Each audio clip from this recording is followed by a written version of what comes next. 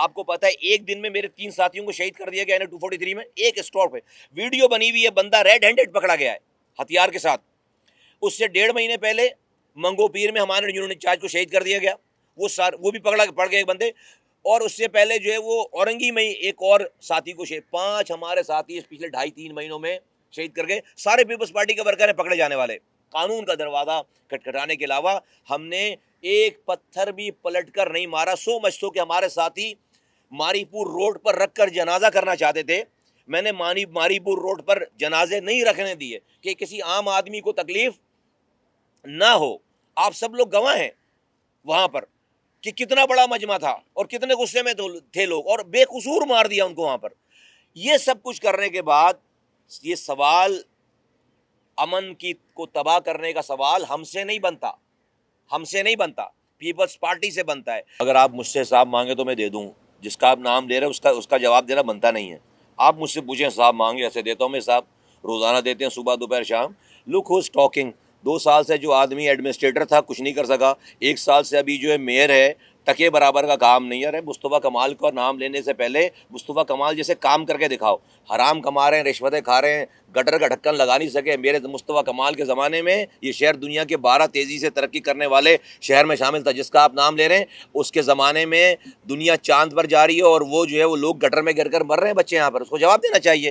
Gutter کا ڈھکن تو لگا نہیں سکا 3 سالوں میں، دنیا کے 12 تیزی سے ترقی کرنے والے شہروں میں شامل تھا مصطفیٰ کمال کے زمانے میں۔ آج دنیا کے 4 آفیشیل رینکنگ میں 4 انسانوں کے رہنے کی جو بدترین جگہ دنیا بھر میں، اس میں کراچی شامل ہے۔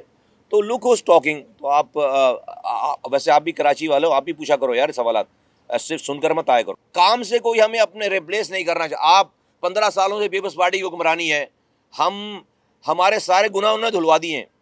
پیپلز پارٹی نے اپنی 15 سالہ سارے بدترین کارکردگی پہ ہماری جو کوتاہیاں کمی ان کو بھی لوگ بھول گئے، بولے بھائی تم ہی اچھے ہو۔ اور انہوں نے لوگوں نے ریفرنڈم دے دیا 21 جنوری کو، 15 سالوں میں کچھ نہیں کر سکے، مجھے آپ 5 سالوں کے لیے سندھ دو، ایم کیو ایم کو دو 5 سالوں کے لیے۔ میں آپ کو لاڑکانہ میں ان کی ضمانت ضبط کر کے دکھاؤں، اتنا کام کروں گا میں لاڑکانہ کے سندھیوں کے لیے میں اتنا کام کروں گا، اتنی خدمت کروں گا کہ یہ پیپلز پارٹی 5 سالوں بعد لاڑکانہ نہیں جیت سکتی، لیاری نہیں جیت سکتی۔ کام سے آپ کے پاس 15 سالوں کے بعد حکمرانی کے بعد تو آپ کو ایسی خدمت کرنی چاہیے کہ ابھی ہمارے پاس تو کینڈیڈیٹ ہمیں نہیں ملنا چاہیے اس شہر میں، ہمیں لوگ ریپلیس کر چکے ہوتے، لیکن آپ نے اپنے 15 سالوں کی خرافات، 22,000 ارب روپے خرچ ہوئے ہیں، 22,000 ارب روپے خرچ کرنے کے بعد کیا بلاول بھٹو زرداری صاحب لاہور میں کھڑے ہو کر یہ کہہ سکتے ہیں کہ لاہور والوں مجھے ووٹ دو، میں کراچی کو لاہور کو کراچی جیسا بنا دوں گا؟ پبلک بھاگ جائے گی، یقین کرو سن کر۔ لاہور میں بھی جو ہے وہ زمینیں گھیری جائیں گی، اپنی زمین کو چھڑوانے کے لیے اربوں روپے دینے پڑیں گے۔ لاہور میں بھی سسٹم چلے گا SBCA کا، لاہور میں بھی SHOs پیسے لے کر لگائے جائیں گے۔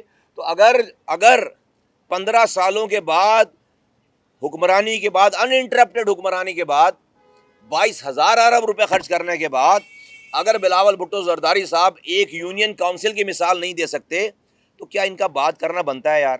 یہاں پر 22 سیٹیں ہیں، 22 سیٹیں، اور M Q M double figure میں انشاءاللہ تعالیٰ یہاں سے سیٹیں لے گی، ہر حال میں لے گی، اور ایم کیو ایم کے پاس ایک بڑا نمبر ہوگا، حیدرآباد کا ہوگا، یہاں کا ہوگا۔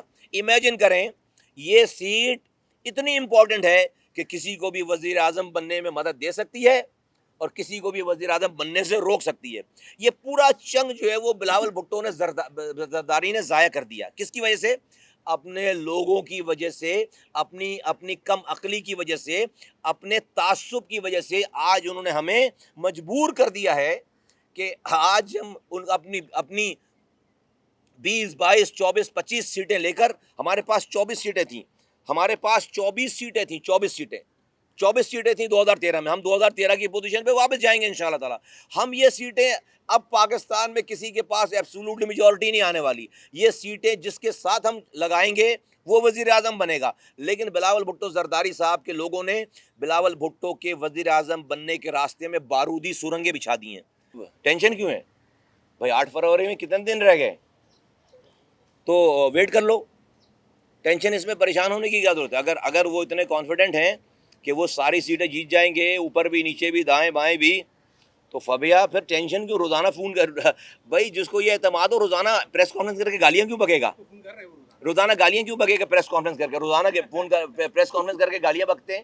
تو بھائی ٹینشن کیوں, پریشان کیوں ہو یار؟ اگر پورا کراچی جیت رہے ہو اور ہم ایک بھی سیٹ نہیں جیت رہے تو یار انجوائے کرو, انجوائے کرو. اگر جس دن ہمیں یہ اعتبار آ گیا کہ ہم پورا کراچی جیت رہے ہیں اور کوئی نہیں ہمیں, اب ہم تو آپ کے سامنے نظر ہی نہیں آئیں گے. ہم اپنی جو ہے وہ بیٹھے ہوں گے آرام سے کہیں اپنی ٹائم گزار رہے ہوں گے.